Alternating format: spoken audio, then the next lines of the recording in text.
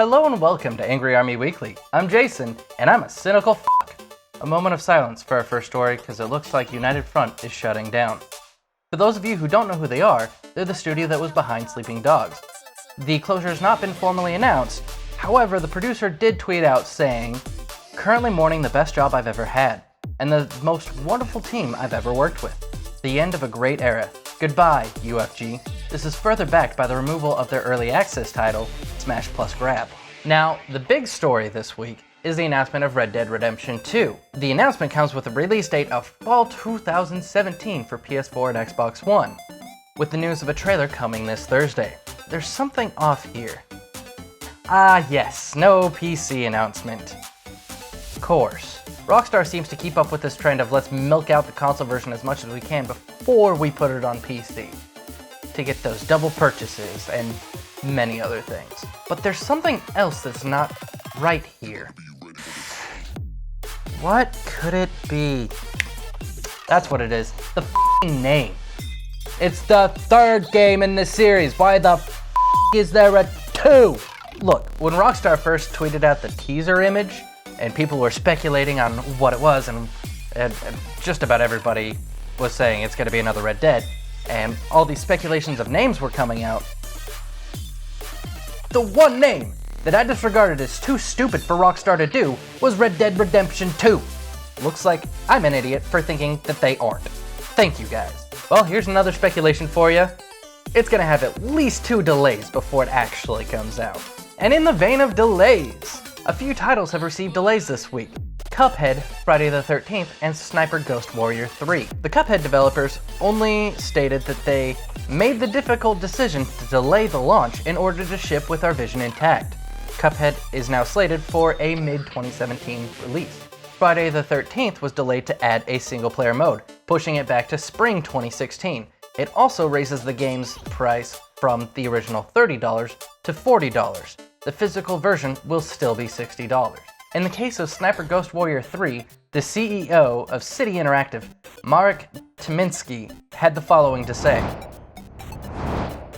"We're making an ambitious game and unfortunately still need an extra few months to make sure it will stand up to the expectations of the fans. Our goal is to ensure Sniper Ghost Warrior 3 runs smoothly on all platforms, and right now we still have some important work left on optimizing the game. This is our biggest project we've ever worked on, and the entire team is pushing really hard to make the entire experience more polished."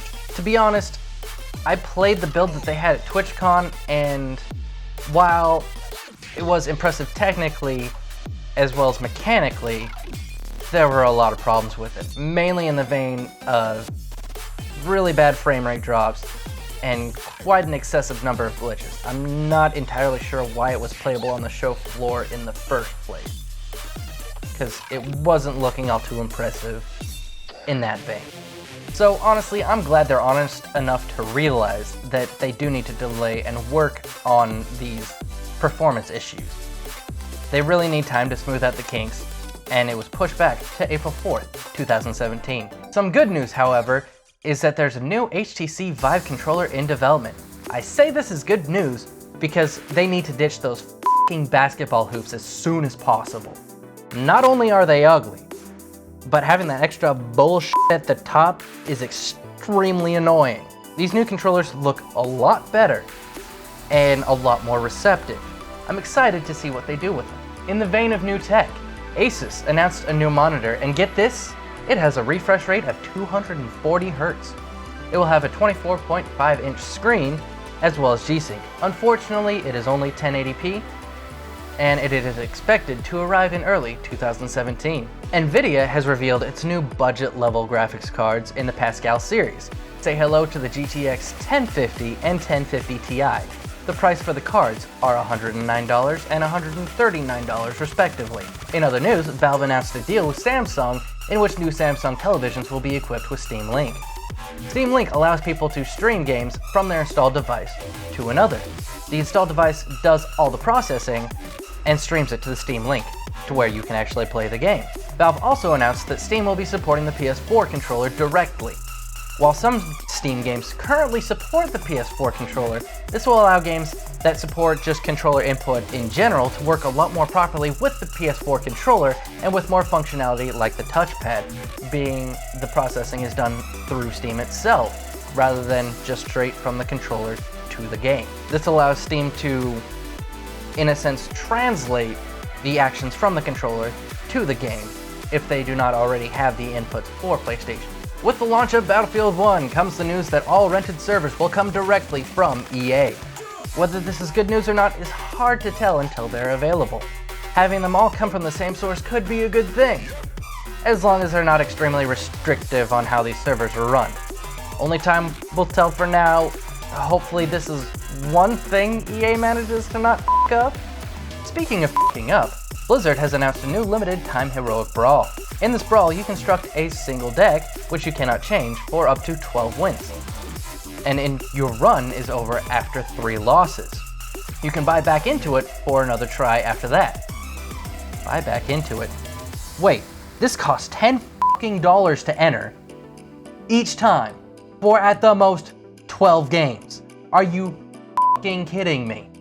How is anyone okay with this? Something I am okay with is that Razer has bought out THX. This purchase isn't going to make any immediate changes in either company, but there are plans for down the road looking into audio for VR and streaming, among other things.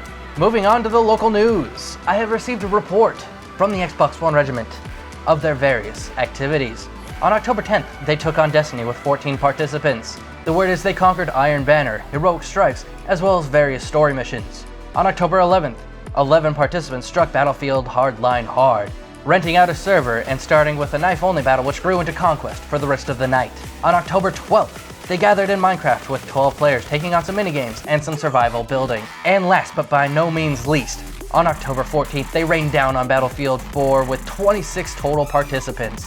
They took on Conquest and TDM throughout the night. On the PlayStation 4 side, Game Nights had their Overwatch Halloween Terror on October 15th with 14 players. Most of them made it out sane. Coming up this Saturday, the 22nd, the PS4 Game Nights will be held in Rocket League. Look forward to that. Well, that concludes all the news we have time for now. If you'd like more news and less of my shitty opinions, Legolas Katarna, fellow AJSA commander, puts together a weekly article of a gaming news roundup, and I'll link that down here in the description. His last article was yesterday. If you have news that you'd like me to cover, make sure to send me a tweet at Jaysons Rage. I'll see you guys next week, and until next time, you all stay sexy out there.